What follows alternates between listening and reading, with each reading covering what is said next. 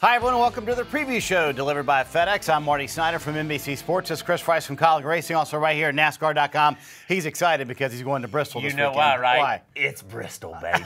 Hey, you get to run Dash for Cash this weekend, so you get to run for some money. We're going to run for some cash this weekend thanks to Xfinity. That's right. Before that starts, off week for everyone in the Cup Series side. And I want to know, what happens in the shop in an off week? Like, how far are you thinking ahead as a crew chief? That's a great question. We talked about that earlier before we came on air. I'm telling you, it's a long ways out. We have Bristol, Richmond, Talladega, Charlotte. So we're thinking like 4 or 5 weeks out. You're trying to get your cars ready because once you get done with this little stretch, we go on a long stretch, and I'm telling you, it's pretty hard for all race teams, not just a small race team. And you have to be prepared if you want to have success during that long stretch. You win races at the shop. We always talk about that. You win races at the shop. You don't win them once you get to the racetrack. Well, Hendrick Motorsports won at Texas by being prepared at the shop. Jimmy Johnson gets the first win of the year for Hendrick Motorsports. Does that take some pressure off that organization as a whole to get their first win out of the way? Takes pressure off of Jimmy Johnson. One key thing that he said, once he won at Texas, he learned how to drive again. I bet everybody was saying, Jimmy, you don't know how to drive. You don't know what you're doing.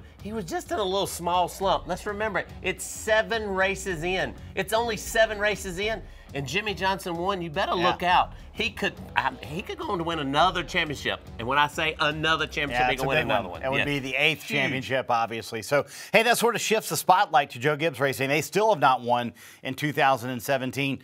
Starting to get a little bit worried there based on what you've seen at the mile-and-a-half tracks this year? I'm really worried. You and I talked about it. I picked Denny Hamlin on this show the last time going into Texas, and Denny didn't even show up at Texas with some speed. It was like, where are the Joe Gibbs cars at right now? What are they fighting? What are they? I mean, we're losing crew chiefs. We lost drivers, so they might have too much other stuff going on.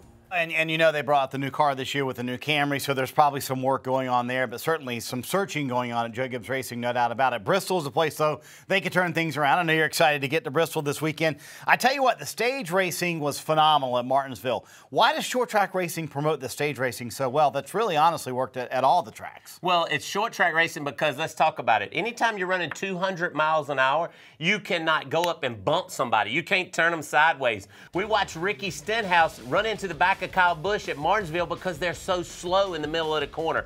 Anytime we go short track racing, you slow the race cars down, they can beat and bang, and that's why stage racing is great at the short track. It certainly was a lot of fun at Martinsville, and it'll be fun this weekend too. Hey, they used some resin last year at Bristol. It really provided a second groove. Will we see that come in again this spring? Well, it's going to be a little different, and it's something I've talked about all week at our race shop is because you don't have the truck race or the modified race before we get to the racetrack. It's going to be more resin laid down when the Xfinity cars and the Cup cars get to the racetrack. So I believe we're going to race closer together. I know Kyle Larson will be all the way at the top, first lap, I get it, but I don't know that we'll get all the way to the top. I do believe that the resin will create better racing this time as well as it did last time. We saw some genuine surprises at Bristol last year. I mean, look at the numbers. Stenhouse finished 2nd in the fall race. Chris Buescher was 5th. A.J. Allmendinger 9th. You go to last spring, and you have Trevor Bayne finishing 5th. Matt DiBenedetto finishing 6th.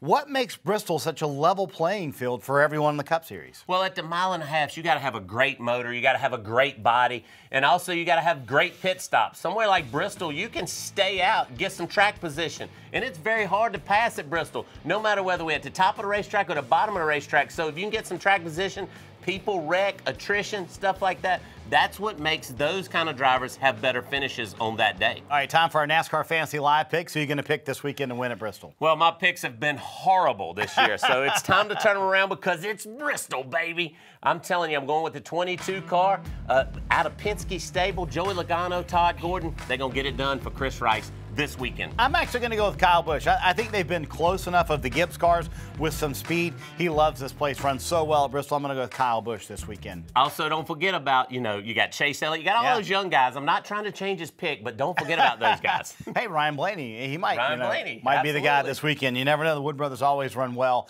at Bristol. Make sure you keep it parked right here on NASCAR.com all weekend long. Live leaderboards, in-car audio, and all the news updates before and after the Bristol race. You can catch it Sunday at 2 p.m. It's the Food City 500 from the Bristol Motor Speedway, and it's on Fox this weekend. Enjoy the Bristol race weekend, everybody. We'll be back here next week to talk about Richmond. In the meantime, it's Bristol, baby. See you next week.